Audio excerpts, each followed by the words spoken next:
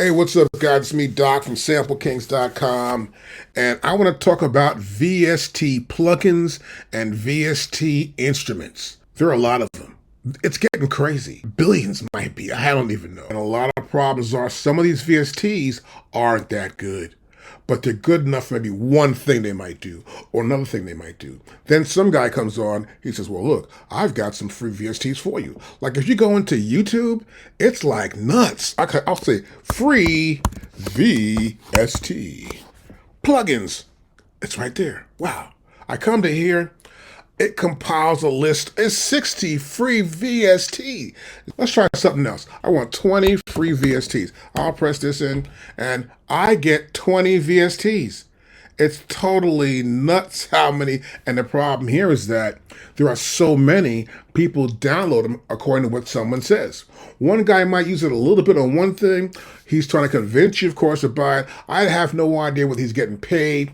And another problem with VSTs that are free is that you're going to have to go up there and say, okay, here's my email address, and you can contact me anytime you'd like to, because that way you can send me more free VSTs and I can talk to you about something else, which you really can't do. Or some guys have actual paid for VSTs and they give you a free VST version of the device, but it's not as good as the actual real one, but it gives you a chance to get started with it. You load it up in your system, you're not sure what to do because you got free VSTs. Okay, so now I put in instruments. I have VST instruments too. If I come here, let's say I want to get 10 free, I bet you it'll be 10 free, at least the top 3 maybe. And we have 10 free VST instruments. So you're getting the idea here about this subject matter. There's a lot of stuff. There are a lot of VSTs. It's almost crazy to have to know all these. You have got to have a life and do other things too as well. So what you really need to do when you're dealing with VSTs and dealing with this idea of using VSTs, you must master them and know what they can do and are they good or are they not good. Let's start the lesson. Now, what I'm about to do will work with any software, of course. I've got a bunch here myself. I've got Live, I've got Pro Tools. We also have the SP404 Mark II, and we got MPC, and I've got more stuff. Logic Pro, Machine, FL Studio, but it works everywhere. What I want to do now, I'm just going to take a sound. I'm going to come to here. I've got a track going on, so I'll play this track back a little bit here from the top. Okay, we got that. It's a track, a rap type style track. Doesn't really matter to me. What we're trying to do here, we want to see how these effects that you get that are free sometimes have sounds on them when you start using them. So when I get an effect, I expect it to be flat. Nothing should happen until I actually move a knob or turn this or move that. It should be just flat. So here, for example, I'll come in here and I want to look at something. Not all these will do the same thing, but I'm going to go here to, let's say, AKAI Professional. I can pull up this first one here. This is the auto wah-wah, right? So first what I'm going to do probably is come to here first and play this track back here and solo it. Now you can see it's varying volume for different parts. Let's stretch this out a little bit more. You see the whole thing. Now, I want to come in here, and I'm going to apply what we just saw. Auto wah-wah. I just applied this to a track. It's already adding effect. I don't like that. I want it to be flat. I want to be the one to add the effect, not the software. If I pull the software up, no matter what I do, once I do this, where I stop it totally, I get the original sound. Let's say I'm going to try something else. I'll go to here, I'll do auto pan. And you can hear it panning back and forth somewhere. It's doing something here. I don't want that effect. And this is the initial effect. Once you load it in, this is the first thing that happens. I don't want that to be there. So let's go back to an effect here. I've got, let's close this one out. I got this Tokyo Dawn Labs. These guys are pretty cool. I'll pull this one up.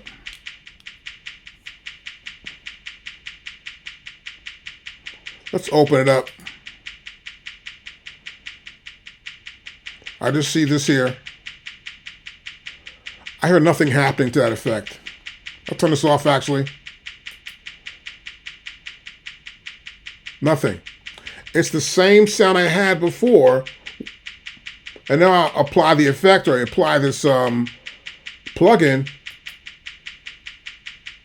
Nothing's happened. So now I can see that this is pretty cool. I can start using it, knowing that it's not going to add some special color to my project or to this actual sound. Let's stop this. And this is what I like to have are plugins that add nothing. The problem is they'll add different colors I don't need to have in there, or different flavors I don't want in there. I want it to be flat.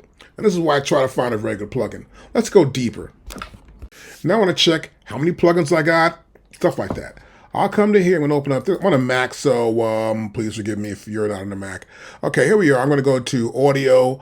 I see audio. I'm going to go to plugins. I'm in plugins, and now I can see I've got VSTs. See this here? I got VSTs, and I got VST3s. It's kind of cool. So what I want to do pretty much, I have an application that checks these plugins out. I want to see how good they are. Will they work with my Apple Silicon? I have a MacBook Pro that has the M1 Max chip, you know, and I always check what you're using, whether it's going to be some sort of Chrome or a Windows device. Just check and always check your stuff out. So what I use this thing here called ArcherCheck, which is here it is right here.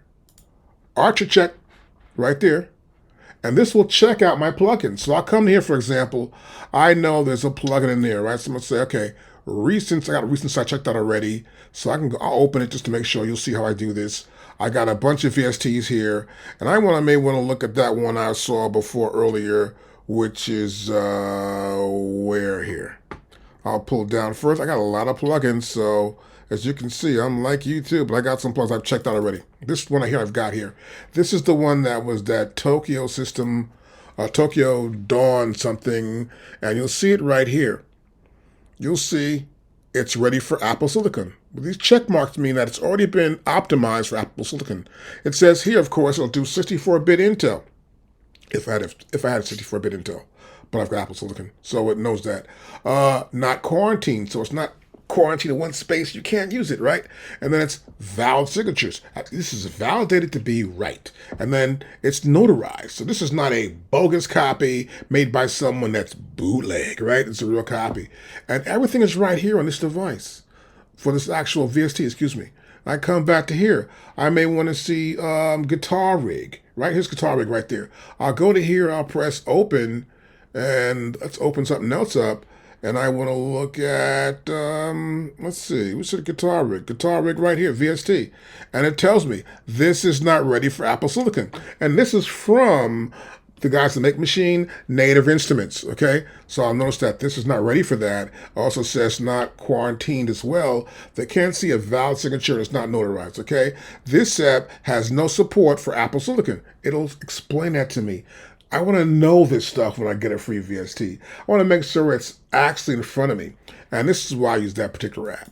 So my thing to you to say now is that if you're going to use a VST you're not sure of, is to bring it in, use it, check it out, but also get the ones you like when you're doing your project. Make a core set of VSTs you want to use.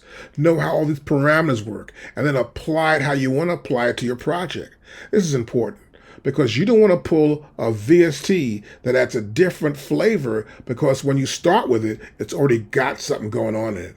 You want a clean sounding VST, so when you use it, you get the sound it's supposed to be, not what they're giving you. So it's important to know your VSTs and to get a core set you always want to use. It helps you create your own sound. That's about it. So look, if you got time, I want you to actually subscribe to us, of course. We're going to do more and more videos over the next several days, probably 25 days, on using just about everything. Any questions, hit me up in the bottom, and please subscribe. And you can also join us at samplekings.com. And that way, I can give you help whenever you need it, 24/7, with a phone number. That's kind of cool. I'll check you in a few.